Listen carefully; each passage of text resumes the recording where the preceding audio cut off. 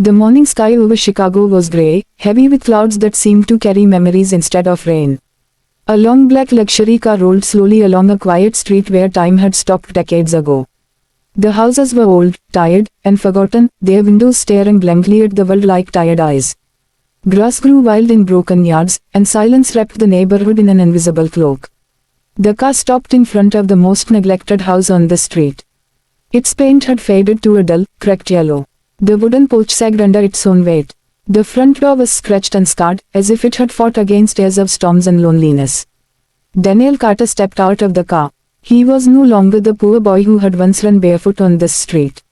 He was a billionaire now, owner of skyscrapers, luxury hotels, and powerful companies. His tailored suit was flawless. His watch alone cost more than this entire neighborhood. But as he stood in front of the old house, something inside him felt strangely small. "Mr. Carter," his assistant, Michael, said softly, holding a tablet. "The demolition permit is approved. The crew will arrive in 30 minutes. Once they start, there will be no turning back."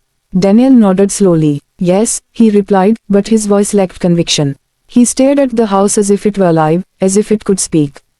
Memories began to rise in his mind like ghosts. He saw himself as a child, sitting on these steps with torn shoes, watching other children pass by with new backpacks. He remembered his mother standing at this very door, smiling despite exhaustion, her hands rough from working 2 jobs. "Daniel, never stop dreaming," she had told him once. He walked closer. Each step felt heavier than the last. When he reached the porch, the wooden floor creaked beneath his polished shoes. The sound echoed through the empty house, as if the walls were waking up after years of sleep. Daniel hesitated before touching the door. For a moment, he wondered if he really wanted to open it. Because once he did, there would be no escape from the past. He pushed the door slowly. It opened with a long, painful squeak. Dust exploded into the air, dancing in the pale light that slipped through broken windows. The smell hit him immediately. Old wood, rust, forgotten dreams. Inside, everything looked smaller than he remembered. The living room was narrow and dim. The sofa was torn, its springs visible. The carpet was stained with marks of time. Daniel walked inside, his footsteps echoing. On the wall, he saw something that made his heart tighten. A faded pencil line, then another, and another. He moved closer. They were height marks. His height. Every year, his mother had marked how much he had grown. "Look, Daniel," she used to say with excitement. "You are taller again." Daniel touched the wall gently, his fingers trembling. He had measured his success in millions of dollars. But he had forgotten the woman who had measured his life in inches. He walked toward the kitchen. The stove was rusty. The sink was cracked. A small wooden table stood in the corner. Suddenly, another memory flashed before his eyes. He saw himself sitting at that table, doing homework under a flickering bulb while his mother slept on the couch after a long shift. Back then, he had made a habit of studying every night, no matter how tired he was. That habit had built his future. But somewhere along the way, he had replaced it with another habit. The habit of running forward without looking back. He moved deeper into the house. His old bedroom. The door was half broken. He pushed it open. Inside, there was almost nothing.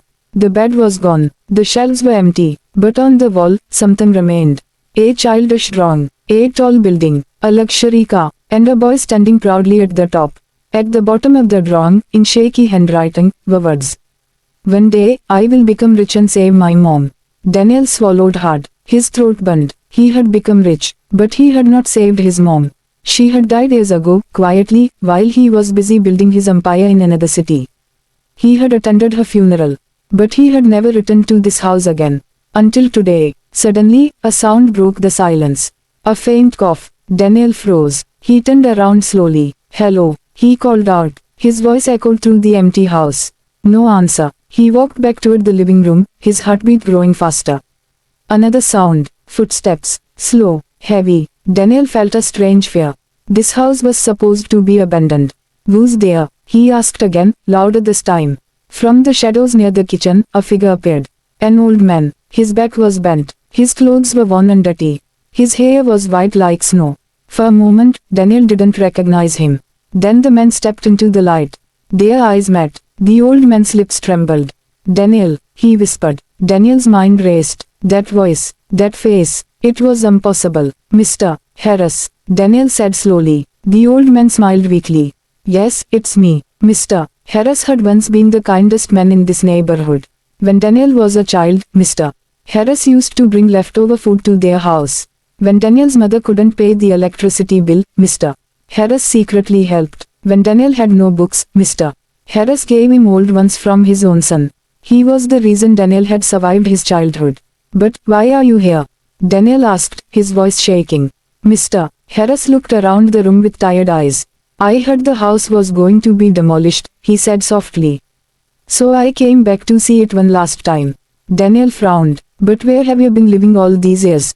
Mr. Harris hesitated. His hands trembled slightly. Everywhere, he replied quietly.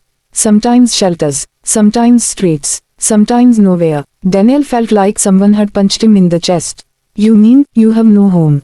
He asked. Mr. Harris nodded slowly. I lost my house years ago, he said.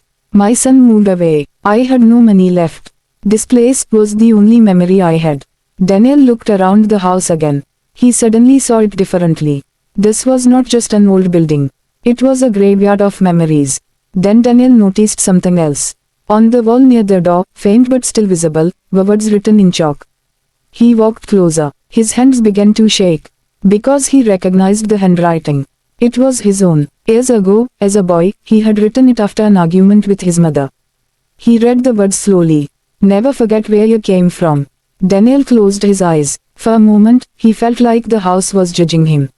He had forgotten. He had forgotten everything. Mr. Harris watched him silently. You became very successful, the old man said gently. We used to talk about your dreams, remember? Daniel nodded. Yes, he whispered. I always knew you would make it, Mr. Harris continued. But I never thought you would disappear. Those words hit harder than any insult. Disappear. Daniel realized that he had not only left the house. He had left people. He had left gratitude. He had left his past. Outside, the sound of engines could be heard. The demolition crew had arrived. Michael's voice echoed from outside. Mr. Carter, are you ready? Daniel looked at Mr. Harris. Then he looked at the words on the wall again. For the first time in his life, he felt truly afraid. Not of losing money, not of losing power, but of losing his humanity. He whispered to himself, what have I become? And at that moment, standing inside the ruins of his childhood, Daniel Carter felt something he had never felt in all his years of success. Metal clashed.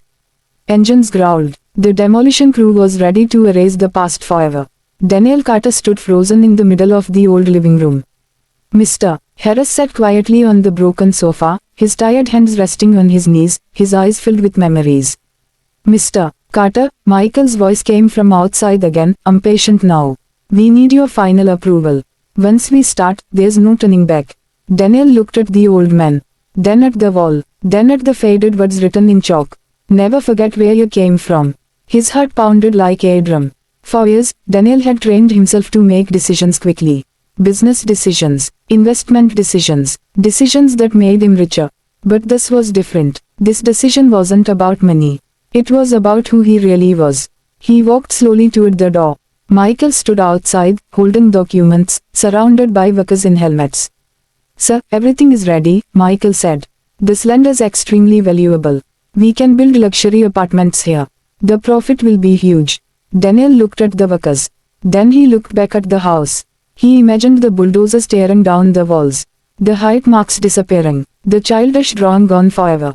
The memories buried under concrete. Suddenly, he raised his hand. Stop, he said quietly. Michael blinked. Sir, I said stop, Daniel repeated, louder this time. The workers looked at each other in confusion. Michael walked closer. Mr. Carter, are you sure? We've already invested millions in this project. Daniel took a deep breath. Yes, he replied firmly. There will be no demolition. Michael's eyes widened. But why? This house is worthless. It's old, broken, useless. Daniel turned slowly and looked straight at him. No, he said. This house is not useless. Michael hesitated. Then Daniel added words that shocked everyone. This house built me. A truth that couldn't be ignored. Daniel walked back inside the house. Mr. Harris looked up at him. They are not going to destroy it. The old man asked softly. Daniel shook his head. No, he replied. Mr. Harris smiled faintly. For a moment, his eyes filled with tears. Daniel sat beside him on the broken sofa. For the first time, a billionaire sat on a torn couch without caring about his expensive suit. Why didn't you ever contact me? Daniel asked quietly. Mr. Harris looked down. You were busy becoming someone great, he said. I didn't want to disturb your success. Daniel felt his chest tighten. He realized something painful. He had built the habit of chasing success. But he had destroyed the habit of staying connected to people. Silence filled the room. Then Daniel spoke again. Do you remember my mother? He asked. Mr. Harris nodded. She was a strong woman, he said. She believed in you more than anyone. Daniel's eyes grew wet. I promised her I would change her life, he said softly. I did that, but I forgot something. Mr. Harris looked at him. What? Daniel swallowed. I forgot to come back. The beginning of a new habit. The next morning, something unbelievable happened. Instead of bulldozers, construction workers arrived with tools, wood, paint, and bricks. But they weren't there to destroy the house. They were there to rebuild it. Michael watched in confusion. Sir, he said, if you wanted to renovate it, we could have done it quietly. Why make such a big project? Daniel looked at the workers repairing the walls. This is not renovation, he said calmly. This is redemption. Over the next weeks, the old house transformed. Broken windows were replaced with bright glass. The rotten roof was rebuilt. The walls were painted warm colors. But Daniel didn't stop there. He invested millions more. He added rooms, a library, a small school hall, a kitchen for homeless people. Mr. Harris watched everything with disbelief. One evening, he asked Daniel, why are you doing all this? Daniel smiled gently. Because this house taught me discipline, he said. It taught me patience. It taught me the habit of never giving up. He paused, then added. But I forgot one habit. Mr. Harris looked at him. What habit? Daniel replied quietly. The habit of gratitude. The day that changed the neighborhood. 3 months later, the house was unrecognizable. Where there was once darkness, there was now light. A large sign stood in front of the building. The Carter Hope Center. On opening day, dozens of poor families arrived. Homeless people, single mothers, children with big dreams but empty pockets. Daniel stood on the stage, wearing a simple suit, not a billionaire's arrogance, but a humble smile. Michael stood beside him. Ladies and gentlemen, Daniel said into the microphone. This building was once my home. People listened in silence. I left it behind when I became successful, he continued. But when I returned, I realized something important. He looked at Mr. Harris, who stood in the front row. Success is not about how far you go, Daniel said. It's about how often you come back to help others. The crowd applauded. Mr. Harris wiped tears from his eyes. The final realization. Later that night, Daniel stood alone in front of the house. Michael walked up to him. Sir, he said softly. You spent millions on this place. From a business perspective, it makes no sense. Daniel smiled. Maybe, he said. But from a human perspective, it makes perfect sense. He looked at the building one last time.